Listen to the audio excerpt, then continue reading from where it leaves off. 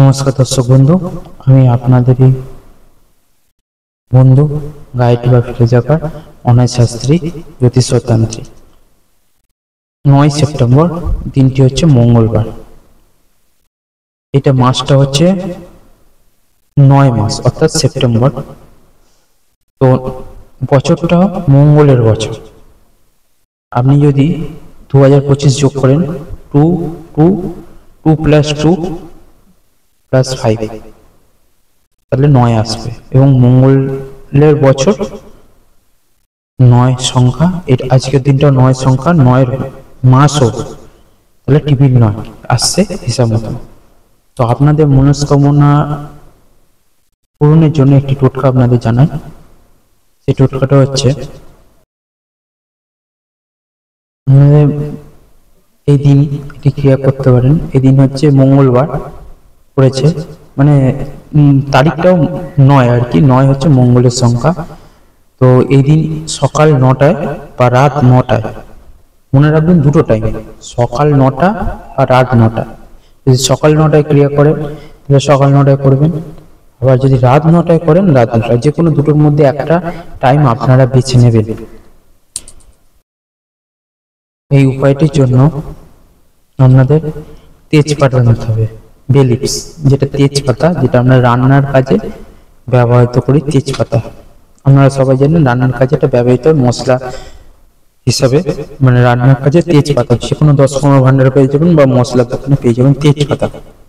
তেজপাতাটা নিয়ে 3টি অথবা 5টি তেজপাতা আপনাদের নিতে হবে।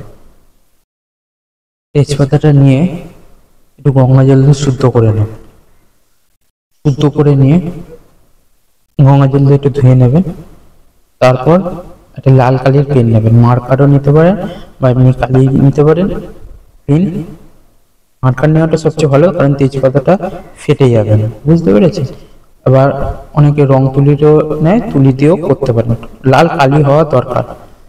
তো লাল কালি দিয়ে ওই তেজপাতার উপর আপনাদের নিজের মনস্কামনা লিখতে হবে। নিজের মনস্কামনাটা কি লিখবেন ভালো করে শুনুন এই জায়গাটা। নিজের মনস্কামনাটা হতে হবে, আপনার কোনো একটা ইচ্ছা আছে যে আপনার এই জিনিসটা হয়ে যাক, বা এই চাকরিটা হয়ে যাক, এই ব্যবসায় উন্নতি হোক, বা বাড়িটা হয়ে যাক, আমি গাড়ি কিনতে পারি, লোন মিটে যাক, দেনা মিটে যাক, এই সমস্যা থেকে মুক্তি পাই। যে কোনো মনস্কামনা আপনার যেটা থাকবে সেটা পূরণ হয়ে গেছে এই হিসাবে লিখবেন।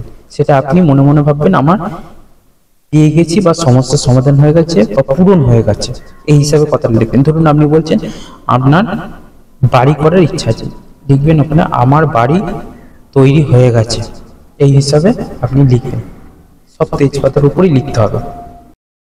তারপরে এই তেজপাতাগুলো নিয়ে আপনি আপনার গৃহে যে মন্দির আছে সেখানে হনুমানজির কাছে রেখে দেবেন, এবং মনে মনে কল্পনা করবেন যে আপনার এই মনস্কামনা পূর্ণ হয়ে গেছে, সেটা মনে মনে কল্পনা করবেন।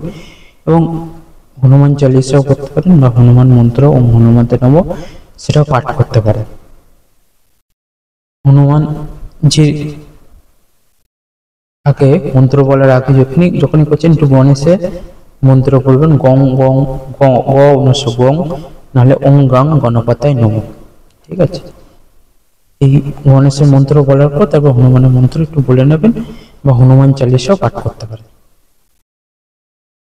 মন্ত্র বলা শেষ হয়ে গেলে এই তেজপাতাটা বাড়ির ছাদে যাবেন, বা আপনার বাড়ির মন্দিরে, তো এটা হচ্ছে একটা পাত্রে কর্পূর দিয়ে একটু জ্বালিয়ে দেবেন। কর্পূর আমাদের 10 ভান্ডারে পাওয়া যায়, কর্পূর দিয়ে জ্বালিয়ে দেবেন। জ্বালিয়ে দিলে তখন আপনার মনস্কামনাটাও বলবেন, এবং আপনাকে যেটা আমি প্রথমে বললাম যে পূরণ হয়ে গেছে মনস্কামনাটা, এইভাবে এই হিসাবে চাইবেন বা এই হিসাবে বলতে থাকবেন। তারপর ওই হয়ে যাওয়া ছাইটা আপনি ফু দিয়ে উড়িয়ে দেবেন, বা কোনো জলাশয় ফেলে দেবেন, বা কোনো নোংরা আবর্জনের জায়গায় সেটা ভালো করে ফেলে দেবেন, যাতে মানুষ পা দিয়ে না যায় বা ডিঙোয় না, বা মানুষের কোনো কিছু অসুবিধা না হয়, সেই হিসাবে একটা জায়গা, ভালো জায়গা বা গাছের গোড়া দিয়ে দিতে পারেন, যেটা আপনাদের সুবিধা মতো। তো আপনারা ভালো করে শুনবেন ভিডিওটা, ভালো করে স্কিপ না করে ভালো করে ফার্স্ট টু লাস্ট মানে শুনে নেবেন কি কি বলতেছি। একটু ভালো করে শুনে নিয়ে কাজটা করবেন, অবশ্যই আপনাদের সুফল প্রাপ্তি হবে, বাধা বিঘ্ন কাটবে, মনস্কামনা পূর্ণ হবে। হনুমানজির কৃপায় আপনাদের সারা বছরটা যাতে ভালো যায়, অবশ্যই ক্রিয়া করুন। সবাই ভালো থাকুন, সুস্থ থাকুন।